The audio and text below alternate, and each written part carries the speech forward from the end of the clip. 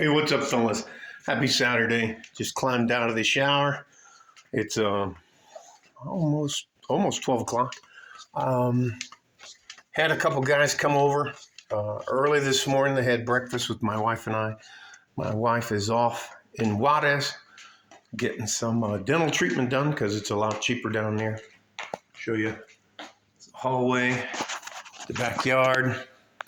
I'm not really going outside. I'm finally feeling much better. I'll show you the pool. Got the pool looking, in my opinion, a lot better. But anyway, the sun's out, but it's still pretty cold out. It's like in the 40s. Had three of the gentlemen came over. Two of them are Mexican American, and one of the guys was African American. And we started talking about a lot of things, and they're very young. They're like the oldest one's 17, and the other two are 15 and 16. So 15, 16, and 17-year-old guys talking to a 50-year-old white guy. And my wife is Native American.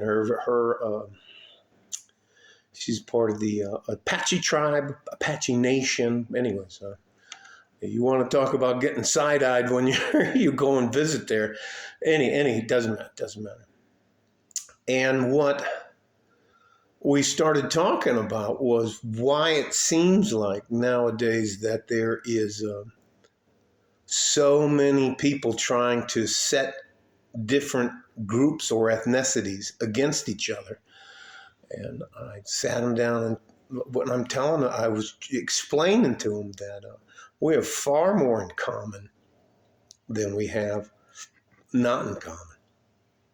Now, what we don't have in common is experiences. But what we do have in common is the fact that all of our internal organs and blood and all of that stuff is, everybody bleeds red, got 2 legs, 2 arms, pair of lungs, 5 lobes. You should only have 1 liver, a couple of kidneys, a pancreas, just pretty much we're all physically built the same. Some people are genetically gifted, some people aren't. Some people were born with deficiencies, but we're all pretty much basic human beings. And it's very hard to get above being a basic human being. And I think that especially, now you're going to see from the end of December, after December, from January all the way up until November of next year, you're going to see some crazy stuff and trying to pit groups against other people. And I'll give you a little bit about my background. I grew up in Highland Park, Michigan.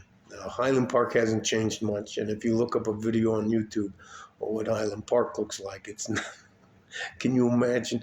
And I don't have any problems. I can tell you when I was in the military, and when I was a sergeant and then a staff sergeant and then a platoon sergeant, there were so many other people that had never been around African Americans. They didn't even know they got sunburned. I mean, it's just all the different stuff. And being around the Asian culture. And if you didn't know, Asia starts around Turkey and moves over this. So the Indian people are considered Asians. And they consider themselves, it's just all the different little idiosyncrasies and that, but we're all, and I told them all of us are basically looking for an opportunity. And the basics of living in life are about being able to know when an opportunity presents itself and be willing to do the work so that you can take advantage of that opportunity. And if you grow up poor, you're not going to get as many opportunities as a trust fund baby who's born at the finish line. They're born, they come out of a woman, and then all of a sudden they're like, ta-da, you're done, you win, it's over. The rest of us, and there's people who have to work twice as hard to get half as far. That's absolutely true, but that doesn't mean that you're never going to get an opportunity. A lot of it's based on where you grow up, what kind of culture you're in. But I think you should really step back and take a look at why the news always seems to be, why all the stories in that seem to be pitting one group against another group. Like, I guess now, for the last, I don't know, decade, it's white people's turning the barrel and the evil white man. I can't tell you how many shows I watch and I'm like that's not true. I mean, it just doesn't make any sense. We have far too much in common for us to be at each other's throats over some utter nonsense. Um, is there prejudice out there? Absolutely. And there's prejudice in every culture and ethnic group on planet Earth. There are caste systems. There are still people who believe that the tone of your skin, whether it's light or dark, means you're a good person or a bad person. There's tribal. Anyways, I'm not going to fucking beat a dead horse. But anyways, we talked and talked and talked, and it was funny. And there's a big difference, especially with young guys.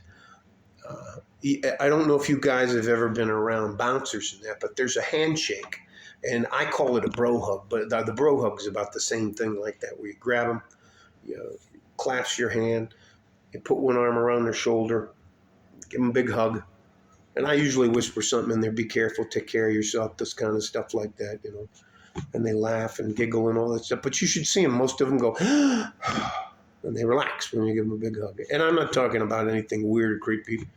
Put some money in their pockets, send them on their way, wish them good luck. But,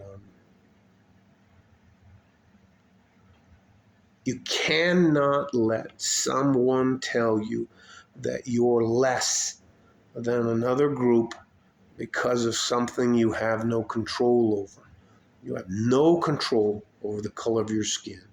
You have no control over your eyes. You have no control over how you grew up. You can't control who your parents are. There are so many things that you can't control. But you can have a family that you choose, one you didn't grow up with. You can choose good friends. You can choose all this. If you have way many more options than they want you to believe in. Don't believe all this bullshit people are trying to tell you, that these people are bad because the way they wear their clothes or something like that. That's not true at all. All right? Stay safe and healthy. Take care of each other if you can, because we need all of you. Not just some of you, not just the ones that look like me or the ones that look like you. No, it's not like that at all. We need everybody. All right? We're going to get through this, but we got to get through this sticking together, not trying to tear each other apart. Like a fart in a G-string from West Texas, El Paso. I'm out of here. Bye-bye.